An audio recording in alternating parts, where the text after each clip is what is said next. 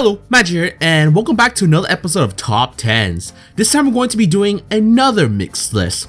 Like mentioned in the last mixed video, these pictures are ones I simply found entertaining and not from just one list. So without further ado, let's begin the Top 10 Mixed Touhou Pictures number 2. Number 10.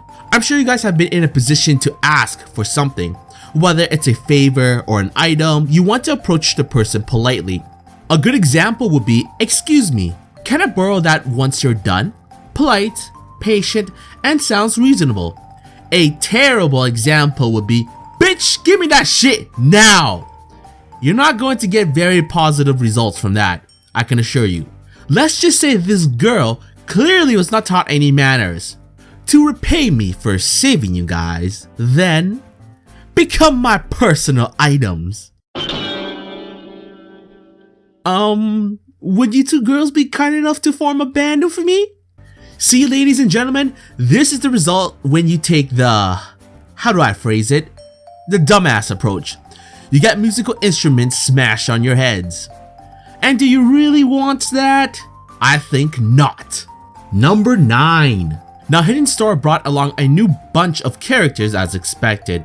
From the ever-loving On to a secret god and sage of Gensokyo, Okina. Another important to talk about would be Narumi. While her position wasn't the most important in the grand scheme of things, it was cool to learn that she was friends with Marissa before this entire incident. There's another cool thing to note if you weren't wary, and this picture best shows it. Alright, you might be asking what significance does Eiki have with Narumi? The thing is, Eiki was not always a judge. She was in fact a Jizu statue, and by receiving enough faith, she gained divine powers and was promoted. Narumi, on the other hand, is a Jizu statue that came to life as a magician yokai due to the force of magic's energy. So now you understand why Eiki being next to Narumi is pretty cool. A nice throwback to the origins of both girls. Number 8. Now that Tenchi was added to Antinomy, the hype for her was brought back in full force. I'm sure there's other cool shit about Tenchi in the game, but as of this recording, the game hasn't received its English patch. So by the time you watch this video, I and you guys probably know the lore and dialogue of the game, which is nice. But anyway, before she joined Antinomy, it appears she was influenced by something.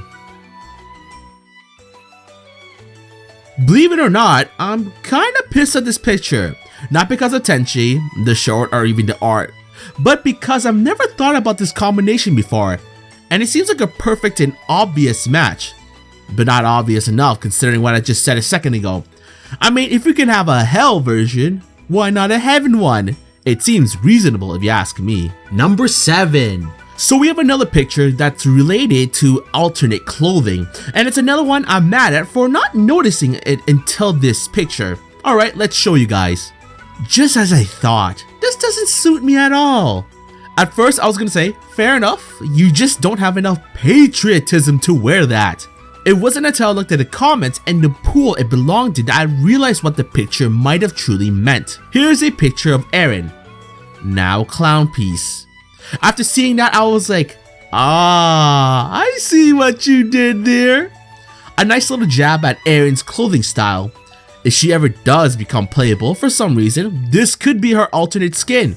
You never know. Number 6. I'm not gonna lie, the transition between these pictures are perfect, and I never even meant for that.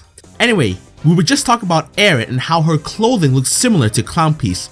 Well, this next picture will be focusing on Clown Piece now. I saw this interesting looking book in the spirit world, so I thought I'd make it a present for Clown Pie-chan. Lol. Where's Wally? Big brother?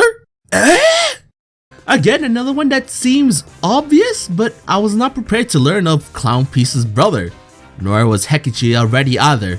If you ever come across a Where's Waldo, Where's Wally book, just know you'll be helping Clown Piece find her brother, and that's the important part, right? Number 5. Now when you're living with other people, it's a smart thing to be wary of each other's properties.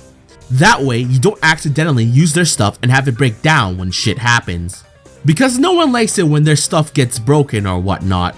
So always be conscious of the other occupants in the house or this situation could happen to you. Probably not, but still.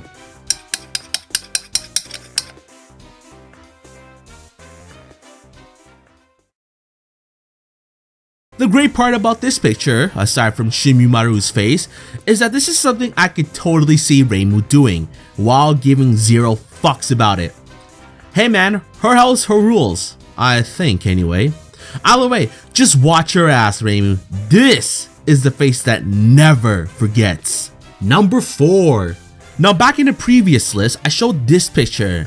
And a big point I talked about was how pointless it was for the umbrella to get another umbrella to protect itself, even though its main job is to block rain.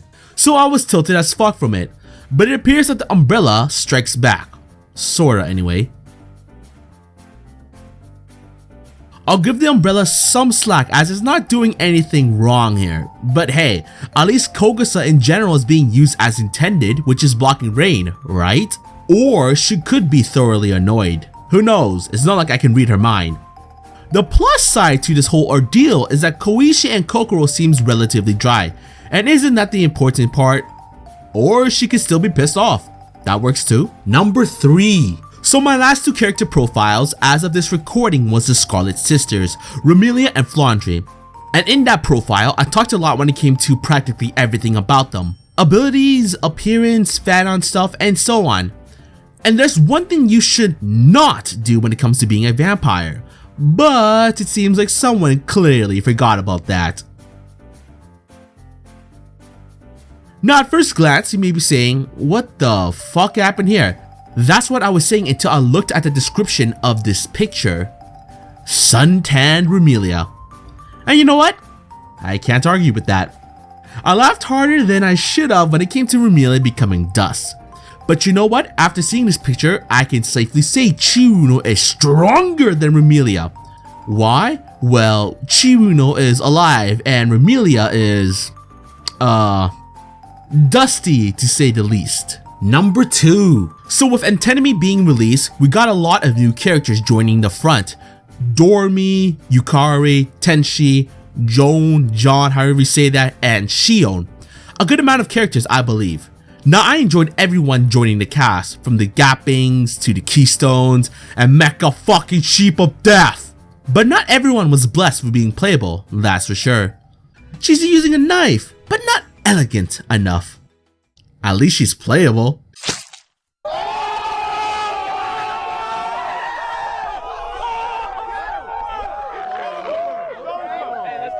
Yo! That's not cool, Romelia. You just don't do that, girl.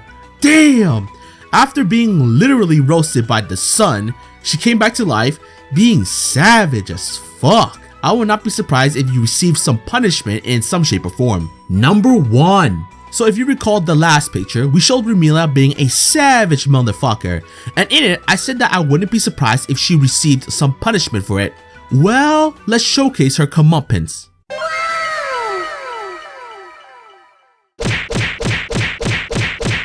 While it may not have been Sakya who delivered her retribution, I think Flandre certainly makes up for it. Now it's not appropriate to touch anyone's ass, especially your siblings, without permission, so Flandre's beatdown is justifiable. But holy shit, is that some vicious beating. I really question if Romelia is gonna have a face after Flandre is done with her. But if you recall their character profiles, they have regenerative abilities, meaning her face should return to normal. Whenever Flandre is done, anyway. And given the way she's pounding on Romelia's face, that might be a while. But yeah, hopefully you guys enjoyed this episode. Which pictures were your favorite? Are you gonna think twice when you see Wally? Do you think Kogusa was used as intended, or do you think Flandre's beatdown is appropriate? If you have any pictures you want to feature for this list, post them in the comment section and I'll see if it'll work for the video. If you guys enjoyed this episode, please give it a like and subscribe, or else I might get beaten up by Flandre. But as long as I don't touch her ass, I think I should be good. Either way, this is Magi and thanks again for watching.